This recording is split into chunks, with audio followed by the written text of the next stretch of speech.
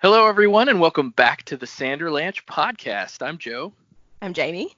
I'm Dak. And I'm Data. I waited my turn this time.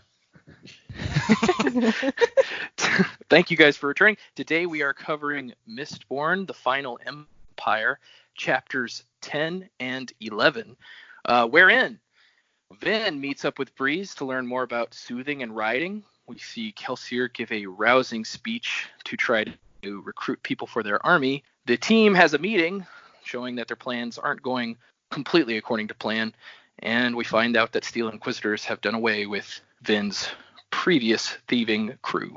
Hold on, everybody. The Sanderlanche is about to begin.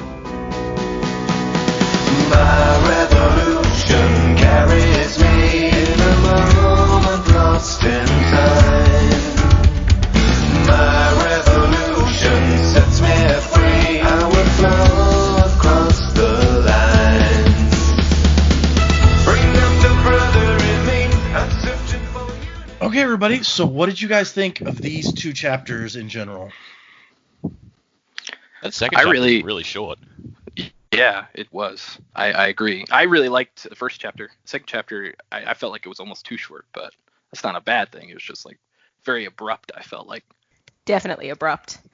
I was thinking through when they were talking the progress meeting, and I was just like, oh, okay, yep, this is all happening, going to plan. Yep, things aren't great. Oh, whoa, what the hell? So, yeah, that definitely took me by surprise. Yeah, I think in actuality, now I'm looking at the actual length of it. It is 3475 to 3630. So that's a little bit shorter than normal. I think it really feels shorter because like not a whole lot happens in it really, but there's kind of a lot of introspective stuff in there. It's not terribly shorter than the normal chapters we've read actually. And also the next chapter was kind of long, so I wasn't going to try to do 3 in this one anyway. But yeah, I mean, it gives you a very abrupt, especially that transition at the end of the first chapter into the second one. It's kind of like, oh, this is unexpected. It just has to show that it's not just all going to be planning and trying to get their stuff to happen while they're all doing this. There is other stuff going on in the background, and things aren't going to go to plan. Otherwise, you wouldn't have a book. This is true. Okay, let's see. We started out here with the epigraph. That's the word. I almost said epilogue again, which wouldn't make any sense. Where it says, it amazes me how all these nations have united behind our purpose, and although some of the kingdoms have fallen to wars and stuff. So we talked about last time how you guys were wondering if this is written by the same person who wrote the epigraphs in the first section. So based on the 2 more that you've seen, what do you think? I feel like it was because, I don't know, for some reason the epigraph for this one really gave me the impression this is stuff happening in the past, and I think did we agree that the other stuff was happening in the past as well? Oh, and the one in front of chapter 11 mentions the same terraceman. So, Rashek. Yeah, I agree. I feel like these were kind of going back to the epigraphs we were originally reading, whereas that one kind of standalone one didn't seem like it fit. Yeah, it definitely seemed back to normal. I think, well, we've talked about how, to answer Dak's question, how maybe it's something's happening in the future or something, but I feel like y'all's general consensus so far is that it seems like probably it was in the past, and that there's hints that this might be written by the Lord Ruler, but that I think Dak felt that might be too obvious, so we're still not sure. I mean, I guess we just don't know enough about the past history and what actually happened to have any other suspects at this stage. Well, and we know from this first epigraph, at least, that there are, or will be several different nations and kingdoms, whereas, as far as we know right now, the Final Empire is the only one around. So it does seem like either in the past or the future, not something happening now. Okay, and we move into Vin walking through Luthadel, trying not to have anyone pay attention to her, and she goes to this kitchen. And they explain that, when the Ska go and work at a place, they're given these food chips, and they can go to one of these kitchens and get food, but it's pretty much crap food because, the nobles pay the people who run the kitchens, and the people who run the kitchens want to get all the money out of it they can. Here's your daily reminder that life of the Ska is shit. Yep. Just piling it on. Mm-hmm. Yeah, it really seemed like a I'm trying to describe it, like the workers that moved out west in the United States, like in the late 1800s, early 1900s, and like the company slash, in this case, the nobles owned or directly paid all of these businesses to provide them with services. So really, like the Ska just kind of get whatever the nobles provide. And in this case, it's like these kitchens are just really poor quality because the people that run them just want the money. Yeah, it's very reminiscent of like these old company towns you'd see, like a mining town where the company owns all the stores and all the buildings, and they pay their workers, who immediately turn around and give the company back all of the money to buy, you know, their food or their clothes or their lodging, so that basically they were slaves to this company. It's a lot like that, except that these people don't actually get paid. So right. It's even worse. They just get chips for food. And then we meet up with Breeze. And Breeze is once again making somebody bring him wine, because that's what he do. Yeah, he's got to have it. He's like, I can't work without it. Can't work without with a dry throat, and everyone's just like, are you serious? And I like that he's getting this rebel to go and get him some wine, and he even has a moment where he's like, right now you're wondering if I'm using Allomancy on you. Am I? Am I not? It doesn't actually matter, because you're supposed to help me be comfortable, and I need wine to be comfortable. So it's just, you know, highlighting that he's kind of a jerk. I did like the whole, did you push him? Nah, it's a waste of brass. It's like, yes, I have this ability, but why use it when I can get them to do it without using it? And I can save it for later. But again, he comes back to that a person who can soothe or riot, they have that skill anyway. This just enhances it. Like, everyone is manipulative, and these guys are just really good at it anyway. So you don't know. You don't know if they're using it or not. And then they have this ability which just seals the deal. Yeah, he really tries to highlight that here, because he sees, like, then you're thinking like one of them, those people who can't do what we can do. But, you know, it's like... slightly disconcerting. It is, but he goes on and he's like, you know, what we can do isn't that much more powerful than having a charismatic personality or a fine set of teeth in, like, our ability to convince people to do what we want. So do you believe that? I mean, does that sound, like, reasonable, or do you think he's kind of exaggerating a little bit? It just sounds like he's trying to make excuses to be a dick. Like the examples he gives about, you know, two old friends sitting down for a drink, they're trying to impress each other, or a guy trying to woo a young lady. He's like, that's just what you do in order to get the situation you want out of that. I'm like, yeah, but there is still choice involved with that on both sides of the party. Like, what you do removes the choice from it without people even realizing it. So yeah, I think that he's arguing that it's not really removing the choice, removing people's free will any more than, you know, if like, his example of having a charismatic personality, he's like, you know, if you're just really good at impressing people and making, you know, convincing them of things, it's not taking away their free will.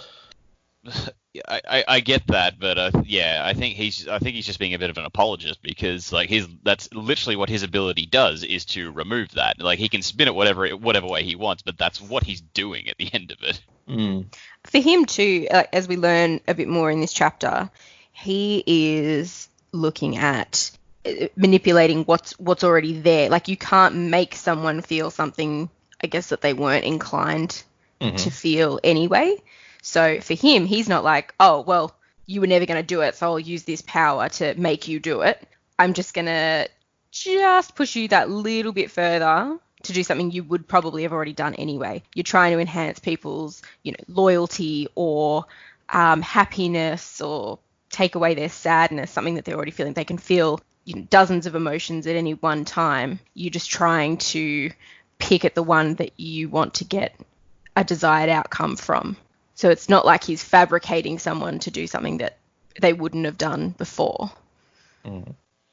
I really like this chapter, because I feel like it really highlights just how subtle his power is and how probably difficult it is to manage. They even make the comparison a little bit later, like Vin says, when Kelsier does this, it feels like somebody like punching you right in the face with emotion.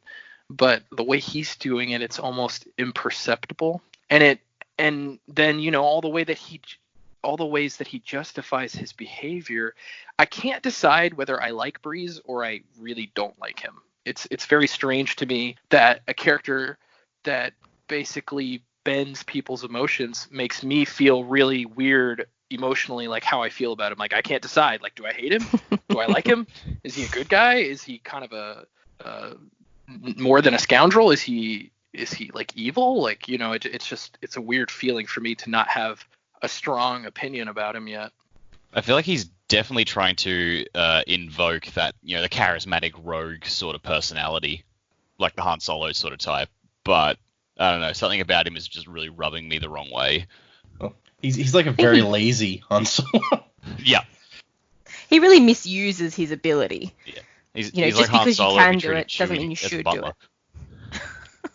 it. So we see, and like Jamie says, it's not like they're generating emotions that aren't there. It's like he feels that, you know, these people are feeling, let's say, they're impressed by the speech, but at the same time they're suspicious of this person's motives. And so while these two emotions are conflicting, he's like, okay, well, what I'll do is I'll lessen this suspicion so that the other being impressed by the speech is the more prevalent emotion. So do you feel like, because I feel like this goes back to in a previous episode where Jamie was like worried on moral grounds, it's like they're going to use this to recruit an army. Are they forcing these people to be in their army? So do you feel like that's what it's doing? Like Dak said, is it taking away their choice and kind of forcing them into it? Or is this not as morally worrisome as like Jamie maybe originally thought it was going to be? I think it is morally worrisome, and that's why I can't decide whether I like Breeze or not. But I guess all of these powers manipulate something in some way, whether it be physics. It's just this one seems more devious because he's not manipulating the physics of the world around him like the other Allomancy skills. He's manipulating people. So Yeah. I feel like maybe that's why it feels more devious than it is, but it's really not that much different power-wise than any of the other skills. Yeah, I mean, if you could put this power into, you know, our world, how would you feel knowing that, you know, you were going to go to war and someone had enhanced your sense of loyalty to your country and dampened everything else so that you were like, no, yes, this is what I remember. I remember feeling really loyal and really, you know, encouraged that we're going to do the right thing. That I think, yeah, I don't think I would feel particularly good knowing that someone had done that to me. So I don't think it's morally right, but we're also in a world where they're actually, you know, going in and attacking noblemen's houses and people are dying and you know, none of it's exactly great. So I think, unfortunately, it is necessary, and I do think it is quite a skill. I think it's definitely used more subtly than what I thought it was going to be at this point. I mean, it could change, but I still, like, morally, I don't think it's a great power to have, but I think there's a lot of skill in using it, and if it's done the right way, I mean, they might get the effect they want. You're not comfortable with sending a whole bunch of people into a war, joining an army that they might not come back from, and they may not have made that decision without their emotions being played with. So, like, it's still not a great thing, but I understand why they have the need for it. Yeah, I get the need. Like, they're obviously in like the shittest position. They need to do what they have to do. I can see the argument that, you know, we're only pushing you to do something you were going to do anyway. But I guess the question is, no, just wanting to do something and actually going to do it are two different things. So, Right. I don't think you can hide behind that excuse. You know, I get that it's for a noble cause and everything else, but you are using this power, and the people you're using it on might die because you used it on them. Like, so. At this point, no one has made a decision to go. What they're trying to do at the moment is get people interested in hearing more. So no one's made that decision. I think where the moral argument's really going to come into play is when these people are at the point of making the decision, what happens now? So now, like Breeze said towards the end of this discussion, is that, you know, once their emotions have stopped being played with, they will go away, and won't they remember the discussion, and, you know, that feeling might go. And he said, but they will remember a strong emotional connection to whatever that was. So they might not still be under the influence, but they remember how they felt at that time. So at that point, are they free to make a decision, or do they hear the words again and go, whoa, no, this is crazy, I'm not going to do that? So I very much doubt this is as far as his power is going to go. But when it comes to it, are these people going to make a decision of their own free will without being under the influence of Breeze? I don't know. But if they were, I'd feel a bit better about it if they weren't under the influence. Well, yeah, and when it comes down to it, I like what y'all were saying about, they're in a shitty situation, and this is for a noble cause, I guess. I mean, the idea is to give Yedin this rebellion and put him in charge of the city, and possibly, as Kelsey was saying, kind of like a piece of the final empire, because they expect it to break apart after they've taken the capital. So in a way, are these people just going to be then working for whoever ends up in charge, Yedin or whoever is in charge of the city after it's all said and done? Are they just going to be slaves to someone else? Is the way our crew is doing this like no better than what the nobility do in making the Ska do what they want? And actually, now that I'm looking at it, we're in a perfect moment, since we're talking about kind of what is right and wrong in this situation. What do you guys think of Ham's argument about the Lord Ruler being God and thus being able to determine what is right and wrong? I thought it was funny that Breeze was deliberately trying to stay out of that argument, but couldn't help but get sucked into it eventually. That's true. I feel like that's Breeze to say he will try as hard as he can to stay out of the moral quagmire of things. He just does what he just does. All right, this feels good, I'm gonna do it. But then every so often he will get pulled into it, probably because of Ham, because they seem to be best mates, and yeah, he can't hide from the lack of morality or moral dissonance, such as it is. It's going to catch up with him eventually. You think he's going to have to actually get into the morality of the situation? Yeah, I think when the chips are finally down, he's going to have to make a declaration at some point. I mean, I say that he's making a declaration as it is. It's just not the one I agree with. So take for that what you will. I thought Ham's question was really interesting. I've always been interested in that there's two sides to every story, and what is good and what is evil. We think we're doing the right thing by overthrowing the Lord Ruler, but are we overthrowing God himself? Does that make us evil? Which side are we actually on here? From our perspective, we're good, but perhaps from the Lord Ruler's perspective, he's good. And depending on who we're listening to at the start of each chapter, that person thought they were good. So from my perspective, the Jedi are evil. I was thinking more everyone is the hero of their own story, but okay, fine. Anakin. So it's interesting because and I agree with what we've said so far, that it's at least trying to hint that, it could be the Lord Ruler doing this because of how it's addressed the deepness. I think that was the main thing, where it said that this guy is going to fight the deepness in the epigraphs, and then it was like, oh, the Lord Ruler defeated the deepness. I think that's the main piece of evidence that we have as to who might be writing those at this point. So, according to the Lord Ruler, from what we've heard, basically, he defeats the deepness, and in saving the world becomes God and in charge of the world, kind of. So, does saving the world give him a right to be the boss of the world if it turned him into some sort of god?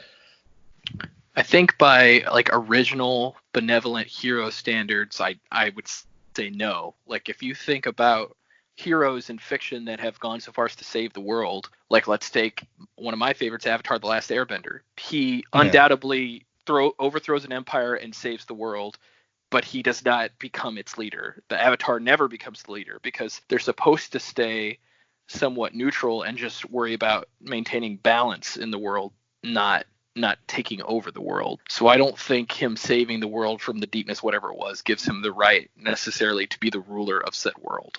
See, and I like that you brought that up, because I've always thought that this was an interesting moral quandary of Avatar the Last Airbender, or the Avatar world in general, because the idea is that the Avatar is like an independent authority for keeping balance.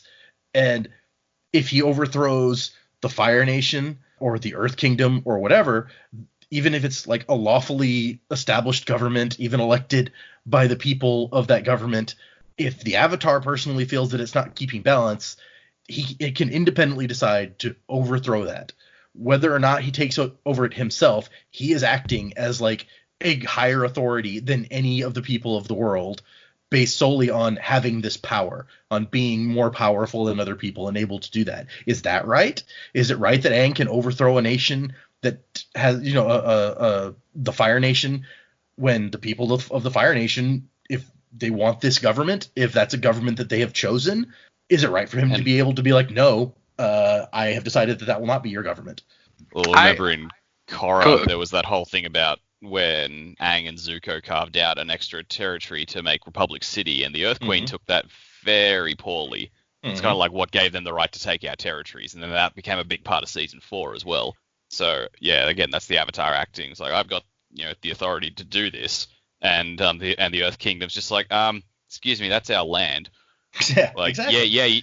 you just saved us from the war and everything else, but you're just going to take our stuff. Does anyone ever have the right to speak on behalf of everyone else? Yeah, that's a good point. I mean, maybe a better, not equivalency, but a better example would be like Dragon Ball. Oh. No, not Final Fantasy. a different Akira Toriyama thing, Dragon Ball Z, where half the time nobody knows the world is in trouble except for the people who are defending it, and then they defend it and they don't ever take it over. That's true. Although Goku could if he wanted to. He just doesn't actually care. Yeah, no, he doesn't. Makes you wonder why Vegeta never did. Well, they would have stopped him. I mean, he came to take over the world in the first place. That's when he showed up. He's like, I'm going to take this place.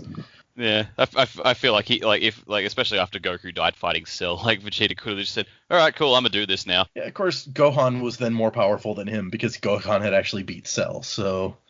At that stage, but then like 7 years passed, and they made the point that Gohan got weaker in that time. Anyway, we're getting off track here. Yeah, we really are. I should not have brought that up as an example. I'm sorry. So, anyway, it's an interesting moral thing here where Ham is just like, he's God, right?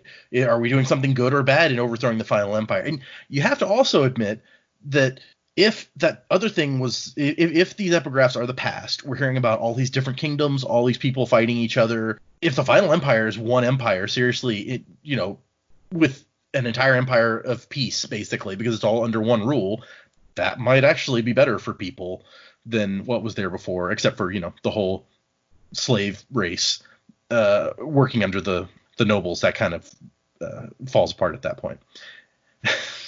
But I like Vin's response when he's like, are we doing something good and bad? And she's like, does it matter? And Breeze also likes that response. Of course Breeze does. It gets him out of the conversation.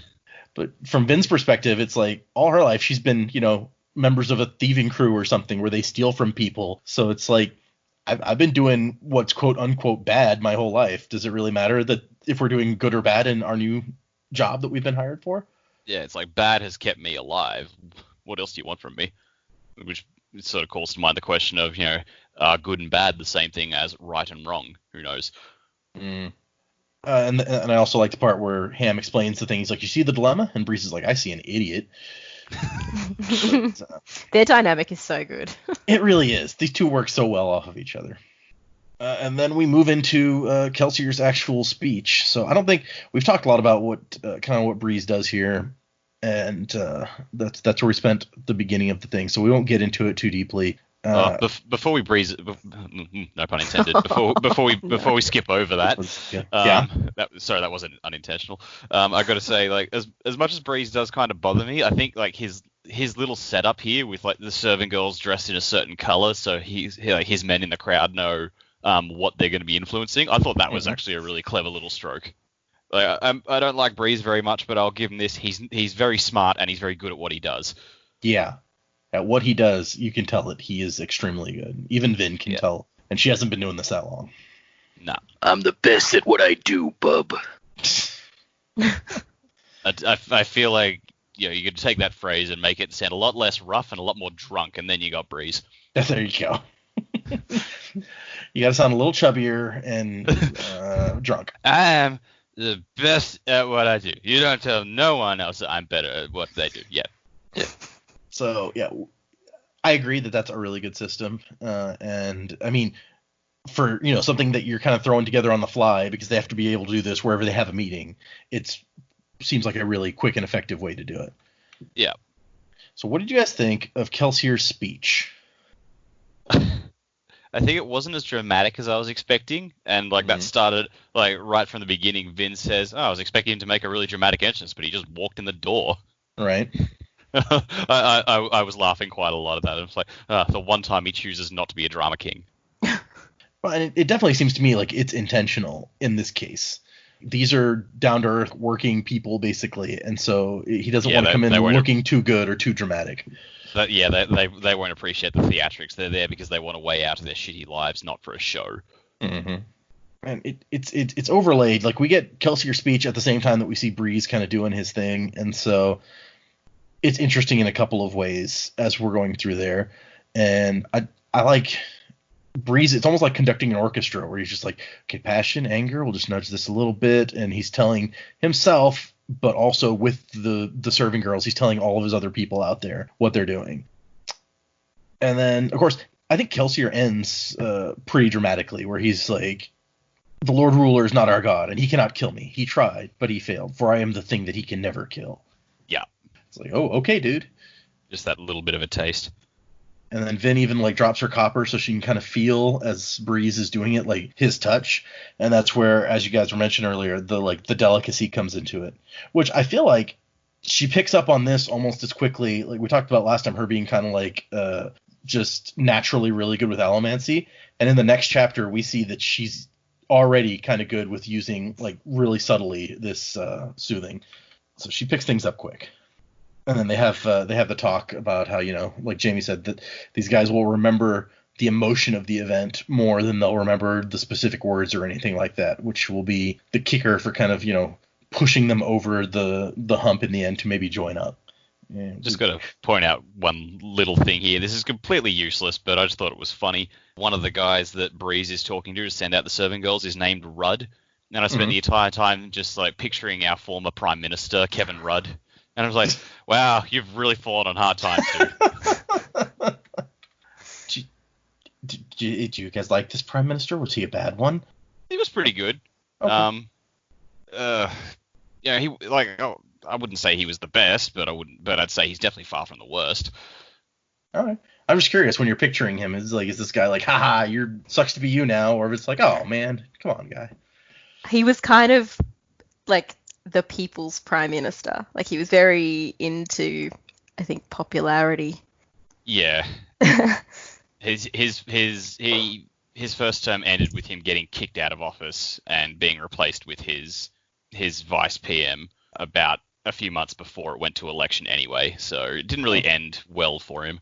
But then he got back into office pretty much the same way, by backstabbing the same person. So she stabbed him in the back, he stabbed her in the back. Yeah. Well, there's a bit of story history there. Okay, interesting. Okay, so we move away from this lesson with Breeze, and we're back to Kelsier standing on top of Club's shop where he seems to like to hang out. And we get another little couple hints about Adium, because he talks about how all this Adium comes to the city and then just vanishes. And he says that while burning Adium, a Mistborn is virtually unstoppable. Yeah, so, volcanoes. Yep, there you go. Can't stop a volcano. I did think it was interesting. He says at one point he looks towards the northern horizon, has got the ellipses, and he's looking towards the pits of Hathsin. And I'm like, oh, is that where they are? And I look back at the map at the front of the book, and I could not see the bloody things. No, I don't think. Okay, now I got to bring up the map also. Hold on. I mean, that map's not very detailed in the front of the book. No, but it did also point out, it's like, oh yeah, the nearest of the ash mounts, and so I went looking for that, and yep, that was right there. Mount Tyrion. Yeah, I don't think that the pits are on this map. For the 10th anniversary, they came out with a better map, which I actually have framed and on my wall. Now I want to see if it's on that map. Let's see here. Find a good big version of it. This makes for thrilling radio, I know, guys. Stick with it. That's a tiny version. So Dax told the one who brought it up, and he can't see it, but I'm going to drop this into the chat too, so that Jamie and Joe can see if they want. There's the link. So on this one, do we have the pits on this one, I guess is the question, since that's where we started from. But yeah, you can see Tyrion. Oh yes, the pits are there. They're actually from Luthadel. They're northwest, it looks like. So is that what he says where he says he's looking? He said he's looking north, so it's not untrue. Yeah. Okay. It was just interesting that they very dramatically called attention to it in the text, but it's not on the map. At least for this book. Yeah, and there are some errors on the map in that book anyway, which they fixed with the new one. Okay. Which I guess is part of the reason they put out the new one, but the new one's also way nicer. So anyway, you can take a look at it later. It has a lot of stuff that don't come up that doesn't come up until like later books, cities and stuff that you go to in like the second book or the third book or whatever. But it's got all the ash mounts on it too though. And I think it's the second book or something, which we'll hit when we get to it. But there's a line where it's like this person passed this ash mount and this ash mount, and then when you look at the map, it's actually like one of them is way down in the south and one of them is ridiculously up in the north, and it was like, wait, how could that have happened? And then in the 10th anniversary edition, that's corrected to be like, oh no, okay, those are two ash mounts he actually could have passed by. So these things happen.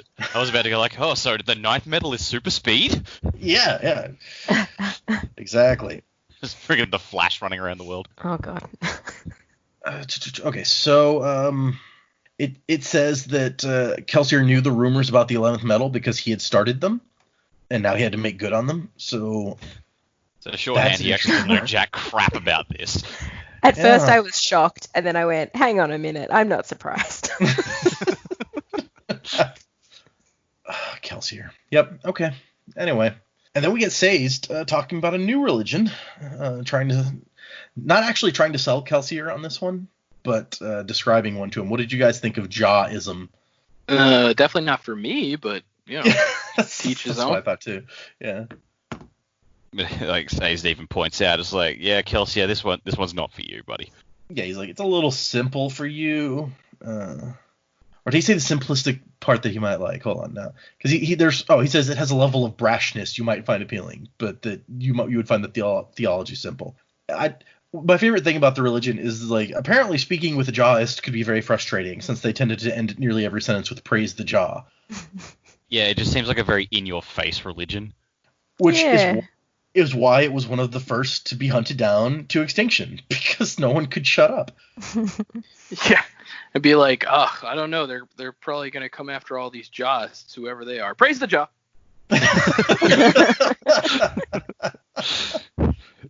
Did you just say praise the jar? And I said, no, I just opened this jar of strawberry jam. Praise the jar.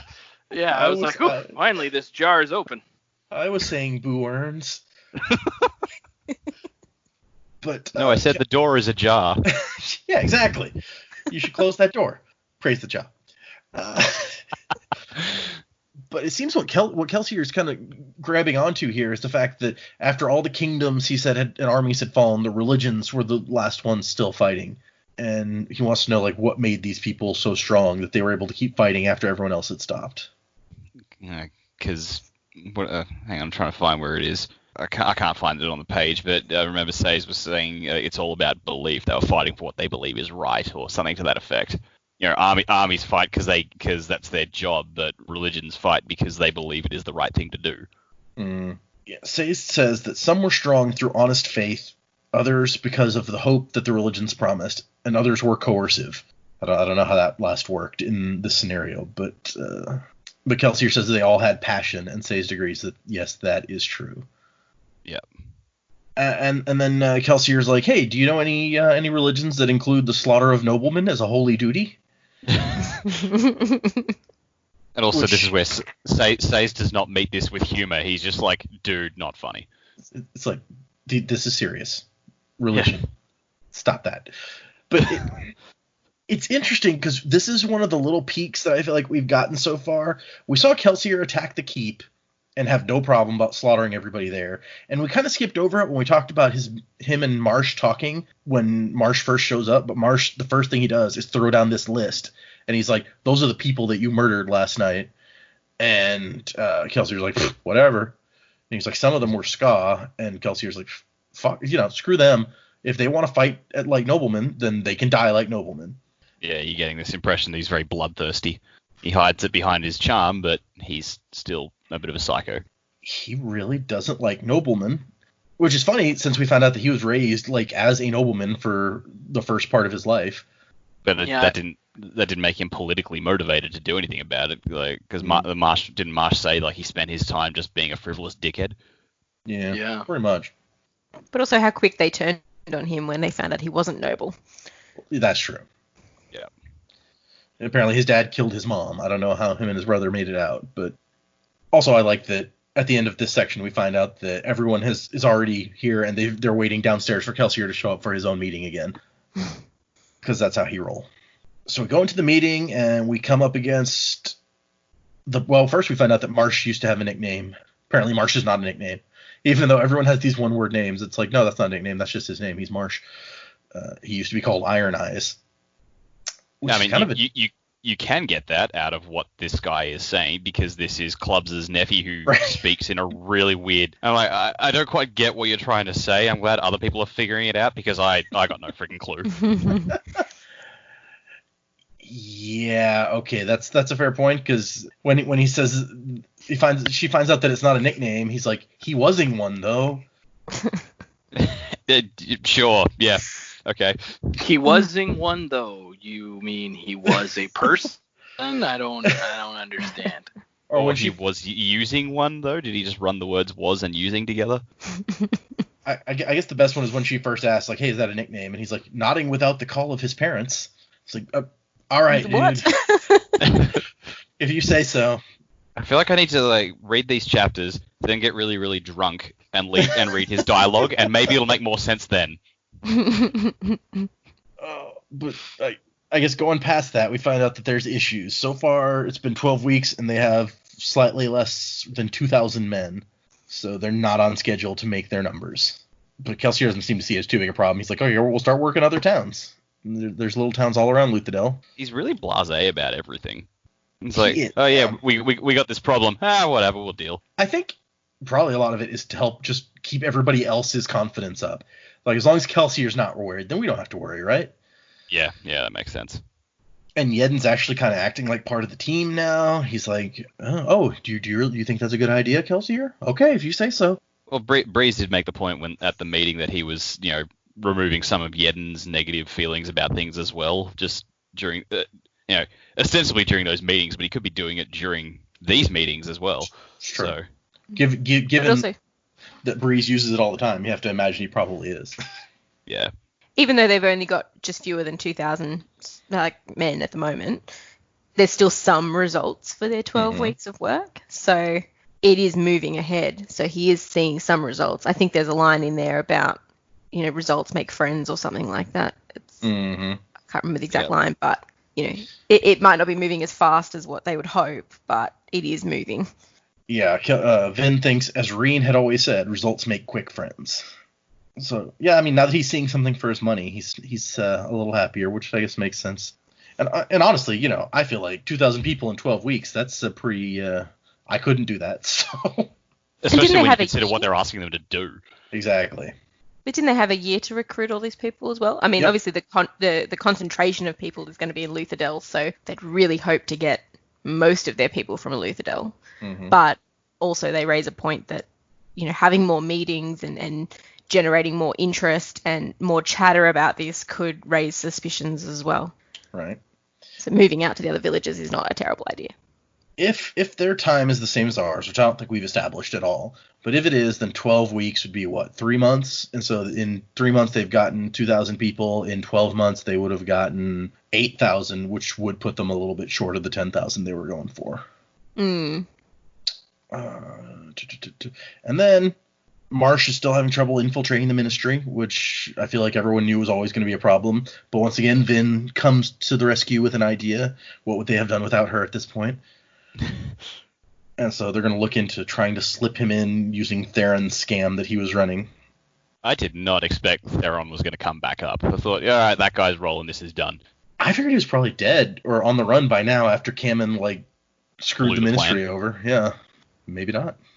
Can't imagine he'll be too happy to see Vin, though. He's like, oh, you. Yeah, but we saw how much respect these street level crews had for Doxson and Kelsier when they showed up. So if Doxson is the one who, shows up and has some money in hand, then he might be very welcome for all we know. Possibly.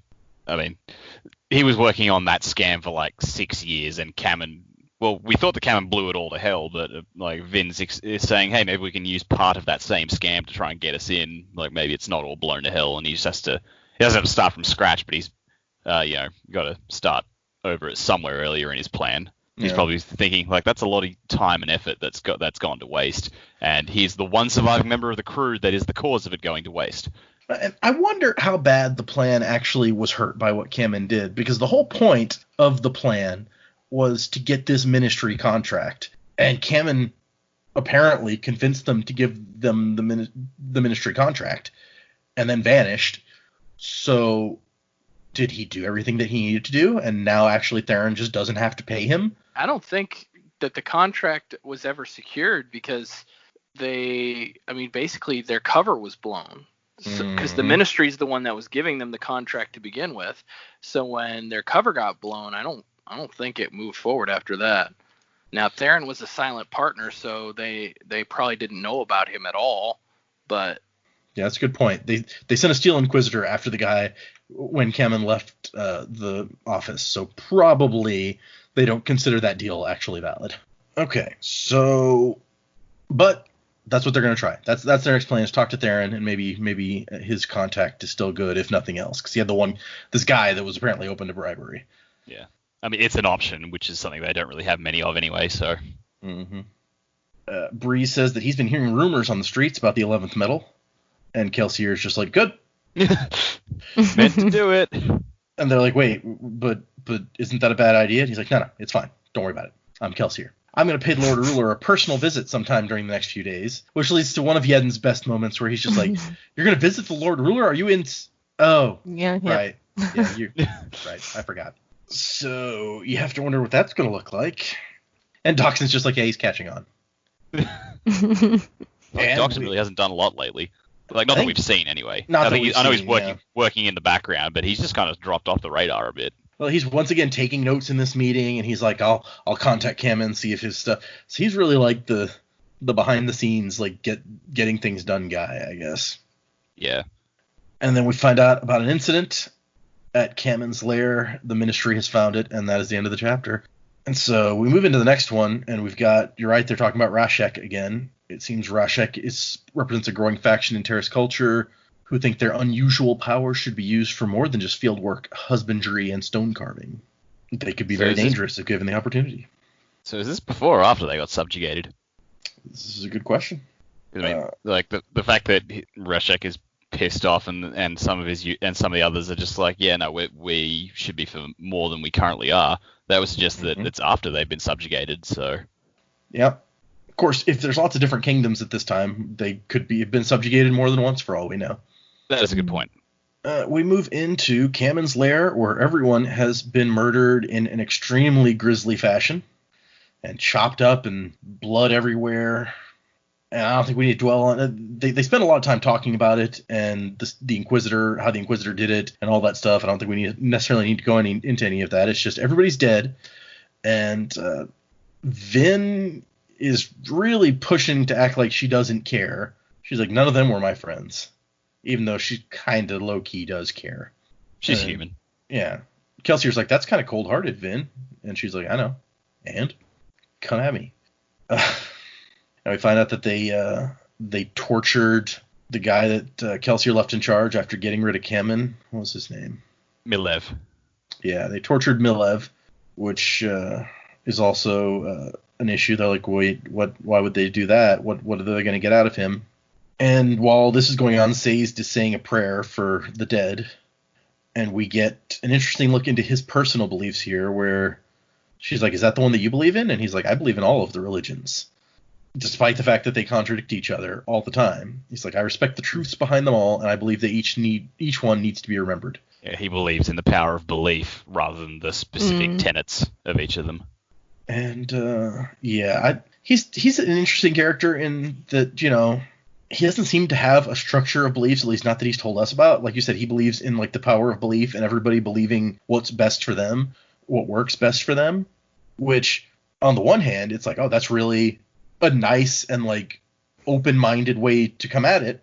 But at the same time, I don't know how fulfilling that is as a personal belief for yourself. And then when Vin tries to listen into what Kelsier and Dockson are saying, Sazed is like, Mistress Finn, if Master Kelsier wanted us to hear, would he not speak in a louder voice? Which she's annoyed by, so she uses tin instead so that she can hear anyway. She gets all the smell of blood. Good job. Yeah, that can't be good. No. But Sayes knows what she's doing as well. Oh yeah, he totally picks up on it, which is just another hint to her. She's like, oh, this guy knows something about Allomancy. Well, he mentioned, was it here or was it back when Kelsey was standing on the roof that like he has powers himself that are completely unrelated to Allomancy? So. Mm-hmm. Oh yeah, I got so caught up in the religion he was talking about that we left a very interesting little tidbit back there. Let me see if I can go back to that now before we move on. But Kelsier asks him like what he thinks the Lord Ruler would think if he knew there was a keeper within his city, and he says it's like, well, let's hope he doesn't find out. And Sayes says that the Lord Ruler, it's not healthy to belong to a sect that the Lord Ruler himself fears. And he says that he thinks that he's very certain that the Lord Ruler fears the Keepers. Perhaps it's because of our powers. We're not Allomancers, but something else, something unknown to him. So I guess they represent belief in something other than him. Like the Lord Ruler's power base seems largely contingent on the fact that people believe him to be a god. Like if the Keepers run around, they preach that you don't have to believe in him. You can believe in other things, which could erode his power base entirely, potentially. It's true. We'd already inferred, I think, from the previous, like in last week's episode, that because he tells Sayes to take care of Vin, and he thinks to himself, he's like, even an Allomancer would be in trouble going up against a Keeper who was angry. So we kind of inferred just from that he has some sort of power. He can do something. And this is kind of building on that. Yeah. But going back to where they leave Kammen's lair, and Kelsier goes off, Doxson, she overhears Doxson saying that he's gone to check on him a couple times, like Kelsier asked. You'll find him at this certain place. And so Kelsier goes to this place. And there's a bunch of beggars there, and a massive copper fountain dominating the square, with a statue of the Lord Ruler standing dramatically in a cloak and armor, and a formless representation of the deepness dead in the water at his feet. So that's the kind of decorations they have around Luthadel. Really, really want to know what the hell the deepness is. It's really starting to bother me. It's like it's come up a few times, just this sort of a cryptic background reference. And I'm like, yep. Okay, we'd like more information on that. I'm sure it'll be forthcoming, but yeah. Yeah, it's definitely something that he's kind of dangled as a mystery for us a few times already. The person in the epigraphs is trying to fight the deepness, and the Lord Ruler is supposed to have defeated the deepness, and now that we see that there's statues just hanging around of him like standing dramatically over the deepness, but there's no form to it, so we don't actually know what it is. Yeah, no description at all. It's like he's teasing it on purpose. He's like, yeah, he definitely is. He's standing over this defeated thing, but I'm not going to tell you what it was. It's mean. Yeah. We found out a little bit about beggars and how you're only allowed to beg if you're like horribly disfigured, and it's a really crappy life, even crappier than plantation ska. But that's where they sent Kammen. Which, not gonna lie, I did spend the last few chapters wondering, like, what happened to him? Where did he go? Did they kill him? Did they throw his body in a river? Did they lock him up somewhere? So I'm glad we finally got an answer to that question. Well, Milev originally said, when Kelsier's like, get rid of this guy, I want him to live but not enjoy it. Milev's like, oh, we'll make him a beggar. It's fine. But then Vin... I don't remember that. But at the time, Vin thought in the back of her head, she's like, Milev's going to get rid of him, like, first chance. As soon as he thinks Kelsier's not paying attention anymore, he's going to knife him. And he sees all these people, and he thinks, I can't save them with coins. There will be time for these once the final empire is gone. So even when I think that this is an interesting look, because this is one of the first times that we see Kelsier thinking to himself, like not putting on a show for everybody, but just reflexively wanting to help these people. And he stops himself here. He's like, no, you can't save them with coins. But I think this is one of the first looks we get that we can see it's not, in his own mind even, it's not about, or it's not all about his revenge. He actually does want to help these people. And then he finds Kammen dead. Brutally. Yeah. He's tied up and hanging from a hook that has been rammed down his throat and hooked out through his neck. It's not a pleasant sight. But then he feels somebody and spins around and shoots coins at them, and it's Vin. It also mentions that Cameron looks like he's been tortured. Oh yeah, yeah, you're right. So I feel like that's important. And then he kind of gets onto Vin for following him, and she's like cowering down, like, oh no. And he starts thinking, oh, you can't blame her for being curious. She's just, wait a second, she's soothing me. So she's really good at this, so subtle that he almost didn't pick up on it. And he's like really impressed, like, how did she get so good so quickly? And maybe it comes back to the fact that he's just not that good at some of this, and so it's really impressive that she is. But this is kind of like her luck, right? This is what she's been doing. So she, without knowing she was an Allomancer, she still has been able to do this for a little while, or for quite some time. Yeah, and that's her excuse. It's like, oh, it was a reflex, you know, because he kind of gets onto her, and he's like, no matter what Bree says, it's bad manners to like emotionally manipulate your friends, which I think that makes perfect sense. That it would be bad manners to go around like emotionally manipulating your friends, but you know, Breeze doesn't seem to take it that way. He also mentions the practical side of things. It's like the noble's considered an insult to use it in formal settings. So if we send you out into this ball as we're planning to do, and you start doing that shit, you're going to be in a lot of trouble. Yeah. And then it turns out that the hook is a ritual killing reserved for the most reprehensible of sinners, people who misuse allomancy. So he must have admitted under torture that he knew that Vin was an allomancer and was using her intentionally. Bum, bum, bum. So the Ministry is still on her trail somehow, and they mention it a couple times in this chapter, but kind of gloss over it every time because they don't know how. They're like, this should not have been able to happen. They shouldn't have been able to find these people, but they did. And they point out the odds against attracting the attention of a second Inquisitor, so they assume it must have been the same one. They mentioned there's only like a couple dozen of them, like in the entire Empire. Kelsier says there's 20 of them in the entire Empire, yeah. Yeah, so like that's an interesting little tidbit, considering how terrified people are of these things. There's really not that many of them, comparatively.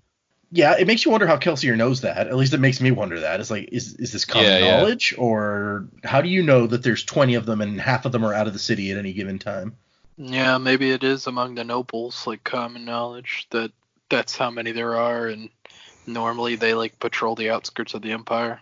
Yeah, I think that does seem like the sort of information you'd withhold from the Scar, because they're the ones you want to be like really terrified of these people. So the more information they have, like probably the less frightened they'll be. Mm. Well, I think the impression we've gotten is that the Inquisitor's main job is to actually like control the noblemen and make sure they're not, you know, having these children that they're not supposed to have with Ska. Because all the way back to the prologue, he's like, no, if there was any suspicions about you not taking care of stuff with when you bed Ska women, they would have sent an Inquisitor instead. True. But I don't know. And then she says, so wait, the Ministry knows that I'm a Mistborn now? And he says, well, it depends on what Cameron knew. He might have thought you were just a Misting. Well, she only ever used the one power around him, so like there's no reason for him to think she's a Mistborn. Yeah. She thinks that she probably used a little bit of pewter also to make herself stronger without realizing it, but he probably wouldn't have realized that either, I would think, right? No. It does shed him in a whole new light. It's like he knew the whole time what she was doing and just put up with it. It's like, wow, he really was a good actor. Didn't stop him from beating on her all the time, though. No, but he never once let on that he knew. Yeah. He brought her to a bunch of jobs, but people thought that maybe it was just like a superstitious good luck charm sort of thing. So he didn't let on that it was more than that, for sure. Yeah. And then she goes, well, does this mean that I can't do my part in the job? And he's like, no, we're going to continue as planned. Only a couple obligators saw you, and it would take a rare man to connect a Ska servant with a well-dressed noblewoman. And that is where the chapter ends. Well, except for that she goes, what about the Inquisitor? And he does not answer that. So... Yeah, not only that, he says he doesn't know how to answer it. Yeah. So it's kind of a scary moment that we leave off on, where it's like, we don't know. The Inquisitor shouldn't have been able to find them, and we can't answer how he did, so we don't know if he's going to find us. So yeah, I'm sure that sending her to these balls, where he's like, nah, probably nobody will recognize you. That's silly. It's not going to come back to bite us at all, right? Nah. So let's do predictions. I think we made Joe go first last time or something. Jamie, what do you got? What's going to happen? I'm still really worried about Vin and what she may do. her attitude. She's still, a little bit confident in her abilities, and even just how fast she's picked up her lessons from Breeze, I guess, already, despite having used them before. She just wants to be involved in everything. And even when people are telling her, like, if they want you to be involved, they'll invite you, she doesn't listen to that. And I think that could still be really dangerous. I don't think things are going to go particularly well at this ball when they're going to go there as well, because we don't know what extent like Kamen knew. We don't know what Milev knew. How involved has this crew been since we left them last time? Right. So yeah, I think things are going to get a bit dicey here. Yeah, I think that Vin's overconfidence is showing a lot, even just in this chapter. Like, Kelsier goes off into a potentially really dangerous situation to find Kamen, and Vin just sneaks after him with no concern for what. I mean, there could have still been Inquisitors there torturing this guy, for all we know, and they may be looking for her specifically, which would mean that would have been the worst place for her to be. But she's not thinking things through because, she's a 16-year-old girl, and when does this teenage girl ever think things through, or teenage boy for that matter? I don't want to be gender specific there. Teenagers in general. Yeah. So yeah, I think you got some good thoughts there. It's Vin is a worrying element in this whole plan. Okay, Dak, what about you? I was very surprised that after the way the last two chapters we did ended, that it didn't immediately pick up going into whatever social event Vin's being sent to. So I feel like soon enough we're going to have to get to that, because they were really setting that up for happening soon. I feel like Vin's probably going to not blow it entirely, but just be massively socially awkward at said event. I don't know. And I don't know if this is going to happen soon or much, much later, but I feel like at some point Vin is going to get into a heap of shit, and Sazed is going to bust in there and just like start going to town on whoever's trying to get to her, and we're going to see exactly what he can do, and it's going to be friggin' terrifying. So they're just going to come out with it and be like, here's what Sazed can do. Yeah, I feel like just because it's sort of like he seems like he's being built up a bit more mysteriously, whereas the others, with Breeze and Hammond and Clubs and all the rest, like their powers is like, all right, this is what they can do. So we'll get a chance to see them in action, but it's going to be like their powers lend itself to be a bit more subtle. Whereas I feel like whatever Sazed can do is probably going to be a bit larger, and it's going to be more intimidating. Okay. Just because he's being set up as a protector. Right. Yeah. They've told us straight up very quickly what Allomancy can do. In the first couple of chapters it was a mystery to us, but then they kind of came out and just gave it all to us. Like, here's, except for these last two medals, they're like, here's everything all laid out nicely for you. Well, what they've been doing with Sazed so far is just a little implication here, a little implication there. So, and granted, we haven't known him for very long, so that's true. They might continue to build things up, but when it does come up, it's going to come up with a bang, I feel like. Okay. Cool. What about you, Joe? What do you got? Well, I've been playing my predictions kind of close to the chest the last couple of times, so now I'm just going to come out with a wild prediction. Get ready. Woohoo. Vin is actually the daughter of the Lord Ruler. They're gonna Palpatine it. That's my prediction. Okay. Interesting. It would explain her being very powerful. Yep. What makes you say this? It's a bold prediction. Mainly the things they were talking about in this chapter and the previous chapters, like how is she picking this up so quickly? It's almost like natural for her to pick up all of the Allomancy techniques, not just the ones that are more suited to her previous skills. So I don't know. It just seems like there's got to be something greater to her than that. And it would be kind of like the crazy, most ultimate thing if it was like, actually, she is the illegitimate daughter of the Lord Ruler. And also, like, I don't know, it's just like her relationship with Reen, that would make sense. If he was scared of her, he would kind of want to keep her down if he knew, like, the truth about her. And that makes sense. And that may have also been why he wanted to, like, distance himself from her and leave her behind. So, I don't know. Well, it certainly would give, I mean, if what they're doing here is going to end, as they hope that it ends, in overthrowing the final empire, having what I guess would essentially be the heir to the throne would definitely be a supporting factor in that if they found out that that was the case. It could get very Game of Thrones, actually. Now that How do they do a DNA test in this society? that's okay. That's a fair point. They use the ash. The ash tells all. Well, that was the issue with Jon Snow, right? Is that there's no DNA testing, so who knows? Right. They throw him into a volcano that they make with the adium. Yep. There you go. If the volcano spits him back out, he is our chosen one. Woohoo! I have another thought to throw out there. Okay. What if the deepness hasn't been overthrown yet or defeated yet, and we still have, I think it was the Hero of Ages is prophesized to defeat the deepness or destroy the deepness. You know, maybe one of these characters that we're meeting is really the hero, and the Lord Ruler's gone, yep, I've defeated it, and maybe the final empire is the deepness. Ooh, I Interesting. like it. That twist. Well, I was going to Yeah. ask you when you're like maybe the deepness hasn't been defeated. Like, well, wouldn't we know if it hadn't been? But okay, that's an interesting. What Well, if? not if the Lord Ruler is like channeling it or whatever. I Yeah. mean, what's going on in the pits? Yeah. What if the deepness is inside the Lord Ruler, and Finn is the daughter of the Lord Ruler, and she's gonna Luke Skywalker it and defeat her evil father to become the chosen hero to bring balance to the world. So she's Rey and Luke Maybe. Skywalker. Yeah, sure. Okay. Well, I mean, all right. Well, what if like we know the Lord Ruler is very protective of the atium? What if the atium is the deepness distilled into like metallic form? Into volcanoes. Yeah, got it. Yeah. Yeah, it all comes full circle. That's an interesting theory. I like that one, and But not the others. No.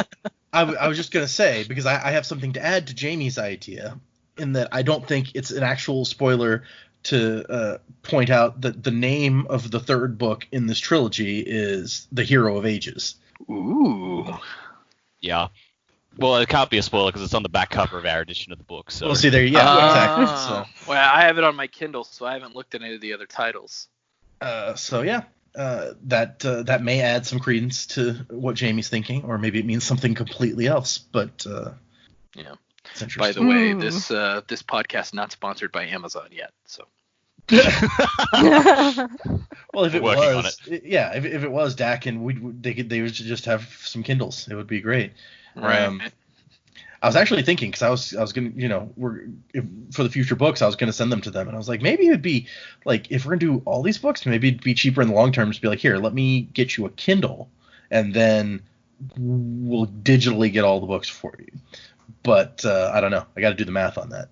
yeah, we'll talk about figure that. something out. I read them all on the Kindle app on my phone. So but anyway, so okay. Anybody got any other ideas? Any other thoughts before we wrap up? Got Once any? again, Do we got any emails this week or anything?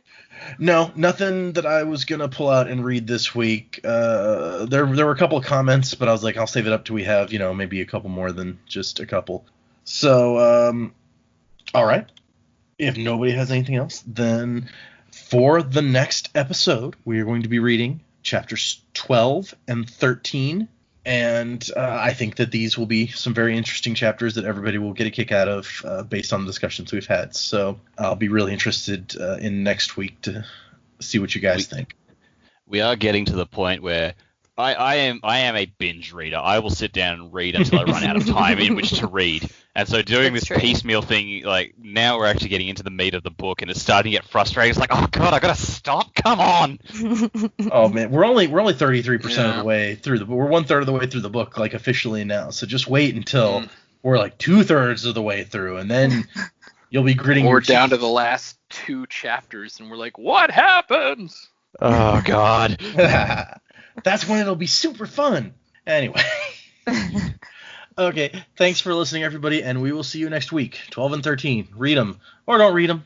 We explained it, right? It's fine. Listen to Yeah. us ramble. Yeah. It's much better than reading, right? Just Yeah. Who needs I'd to love to read? know the It's mental 2020. picture. I'd love to know the mental picture with all the volcanoes being thrown Yeah. around if you haven't read the book. Yeah. If you are a fan of the podcast, please draw a picture of a volcano and send it to our email address. Sure, draw all the pictures you want. It'll be awesome. I haven't actually read the audiobooks for these, or read the audiobooks, listened to the audiobooks. That's what you do with those. But I've heard that they're actually really good for anyone who hasn't. And also, what Brandon Sanderson has arranged with several of his books is they have graphic audio versions. I believe it's what it's called, which is like, it's kind of like a radio play version of the book where they have sound effects and different actors for the different characters, and like they really dramatify it. Wow. I've heard clips and they're actually really cool, these graphic audiobooks. They're also super expensive, which is why I don't own them. But yeah, I figured. If you've never listened to that, go out and listen to a clip.